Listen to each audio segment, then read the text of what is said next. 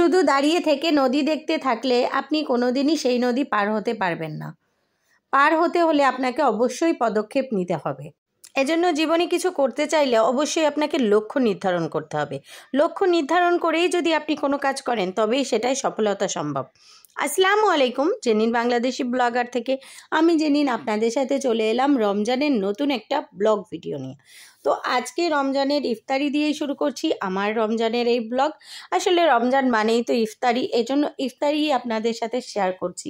আসলে সকালবেলা উঠে কিন্তু আমরা অনেক রিল্যাক্সে কাটালেও বিকালবেলা দৌড়োদৌড়ি লেগে যায়। কারণ কি, যে বিকালে আমাদেরকে ইফতারি পারফেক্ট টাইমের মধ্যে করতে হয়, প্লাস রান্না, সেহেরি, প্লাস সন্ধ্যা রাতের খাবার, তো সব কিছু মিলিয়ে কিন্তু অনেক দৌড়োদৌড়ি লাগে। এই জন্য আমি কিন্তু কালকে আমার বাচ্চাদের জন্য ফ্রেঞ্চ ফ্রাই করার জন্য আলুটাকে কেটে হালকা সিদ্ধ করে ভাপে দিয়ে পানিটা ফেলে দিয়ে সেই অবস্থায় কিন্তু বক্সে রেখে দিয়েছিলাম।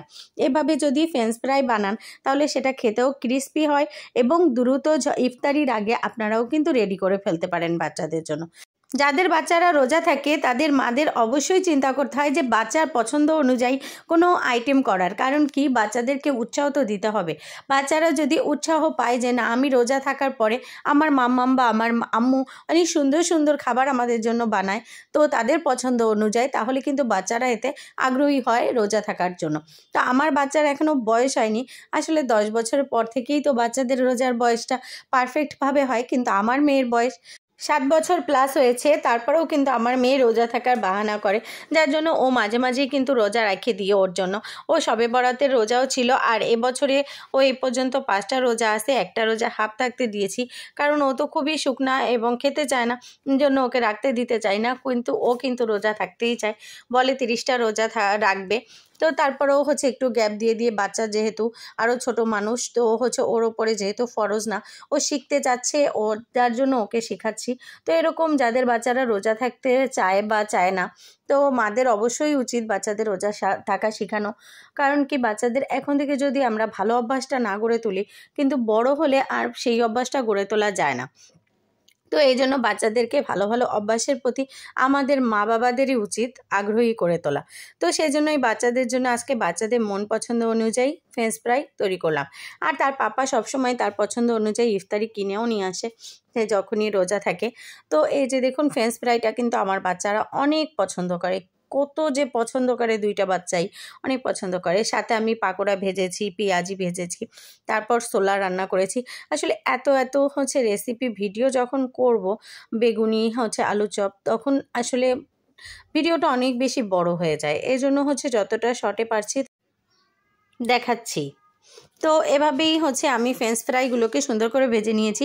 পাশের চুলায় কিন্তু আপনারা দেখতেই পেলেন আমি পাকোড়া ভেজে নিয়েছি, তারপর সাথে আবার পেঁয়াজি বানিয়ে নিলাম। আসলে দৌড়োদৌড়ি যাতে না লাগে, যার জন্য সঠিক টাইমে ইফতারির টেবিলে অন্তত 10 মিনিট আগে যেন বসতে পারি, সেজন্যই এই প্রচেষ্টা।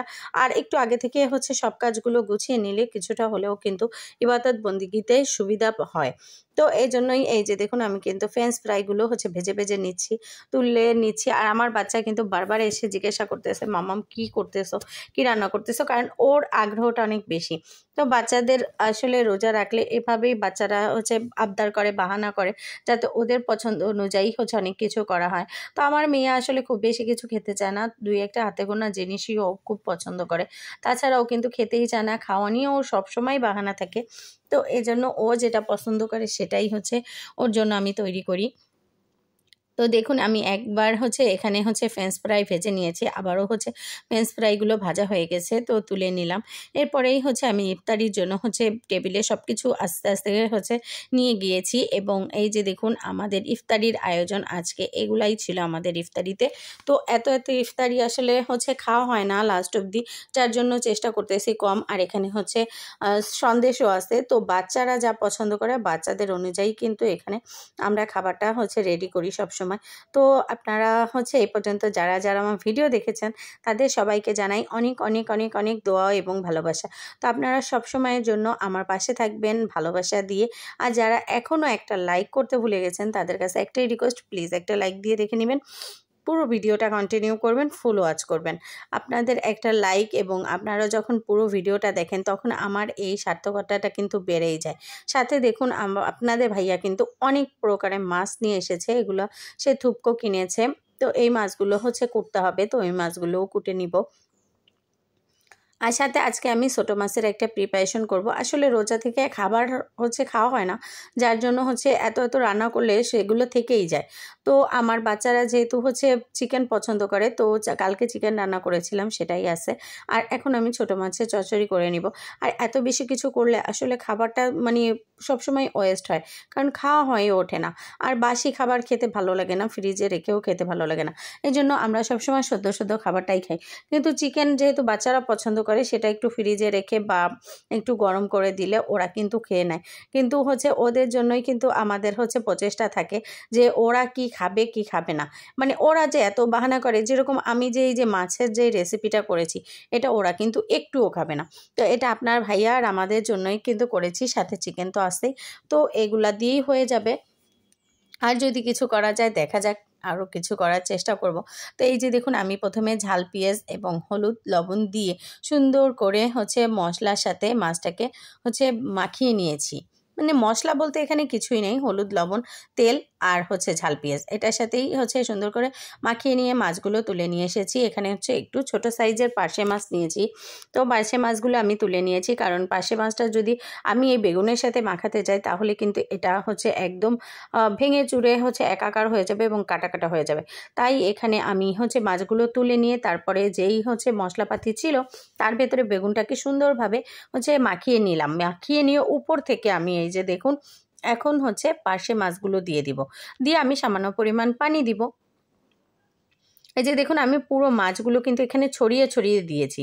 দেওয়ার পরে এই যে আমি পানি দিয়ে দিলাম। এখানে বেগুন যেহেতু রান্না করতে খুব বেশি পানির প্রয়োজন হয় না, তাই কিন্তু খুব বেশি পানি দেওয়ার প্রয়োজন নাই। আর এটা তো একদম চচ্চড়ি হবে, এটা তো কোনো রকম ঝোল হবে না। তো এটা চচ্চড়ি, আর এভাবে রান্না করলে কিন্তু আমার বাসার সবাই খুব পছন্দ করে। স্পেশালি আমার অনেক পছন্দ, আপনাদের ভাইয়ারও অনেক পছন্দ, আর আমার বাবার বাড়িরও সবার অনেক পছন্দ। আর আমার হচ্ছে এই ছোটো মাছের এভাবে হচ্ছে কাঁচা ঝালের চচ্চড়ি আমার হাতের মানে অনেক মজা হয়। আসলে এটা আমার মায়ের কাছ থেকে আমার শেখা। আর এই রান্নাটা আসলে আপনারা করে দেখবেন, এত ঝটপটে হয়ে যায় আর এত অল্প টাইম লাগে, সাথে খেতেও দুর্দান্ত হয়। যদি আপনারা বাসায় না ট্রাই করেন তাহলে কিন্তু কখনোই বুঝতে পারবেন না। মানে এত সিম্পল মানে খাবার, এত মানে কম মশলা, তেল ঝাল কম, সব কিছু কম, কিন্তু এটা যে খেতে এত মাশাআল্লাহ এত এত এত মজা হয়। যদি আপনারা বাড়িতে না বানান তাহলে কিন্তু এটা বুঝতেই পারবেন না। তো আপনারা অবশ্যই আমার এই রেসিপি ফলো করে এরকম সহজে এবং ঝটপটে একটা রেসিপি কিন্তু করতেই পারেন। আর বেগুন তো কম বেশি সবারই কিন্তু অনেক পছন্দ, আমার তো বেগুন অনেক পছন্দ। তো হচ্ছে এভাবে যদি আপনারা বেগুন এর একদিন রেসিপি করে খেয়ে দেখবেন, আমি আশা রাখছি আপনারা নেক্সট ডেও বারবার এটা তৈরি করে খাবেন, কারণ এটা এতই মজা লাগে। আর এই ছোট মাছ এখানে আপনারা যে কোনো প্রকারের একটু ছোট মাছ দিতে পারেন, যেরকম বালে মাছ দিতে পারেন, ট্যাংরা মাছ দিতে পারেন, পার্শে মাছ দিতে পারেন, বাটা মাছও দিতে পারেন। এইগুলা মাছগুলা কিন্তু এই মাছের সাথে খুব ভালো হচ্ছে খাটে। আর শীত তো একদম চলে যাওয়ারই পথে, পুরো চলেই যাচ্ছে। তো আপনাদের ভাইয়ের কাছে বললাম যে একটু পিঠা কিনে নিয়ে আসো, তাই সে পিঠা কিনে নিয়ে আসলো। তো এখনও অনেক জায়গায় কিন্তু পিঠা পাওয়া যায়, তো সেজন্যই হচ্ছে পিঠাটা কিনে নিয়ে আসতে পেরেছে। তো আপনারা সবাই ভালো থাকেন, সুস্থ থাকেন, আমাদের জন্য দোয়া ভালোবাসা দিয়ে পাশে থাকবেন, আর সব সময়ের জন্য আমার ভিডিও দেখবেন। আর যারা নতুন আছেন আমার চ্যানেলটাকে সাবস্ক্রাইব করে রাখবেন, পাশে থাকা বেল বাটনটি প্রেস করে দিবেন। তো এই যে আমি পিঠা এনজয় করি, আর আপনারা আমার ভিডিও দেখেছেন বলে আপনাদেরকে অনেক অনেক দোয়া এবং ভালোবাসা। তো সবাই ভালো থাকেন। আসসালামু আলাইকুম, আল্লাহ হাফেজ সবাইকে।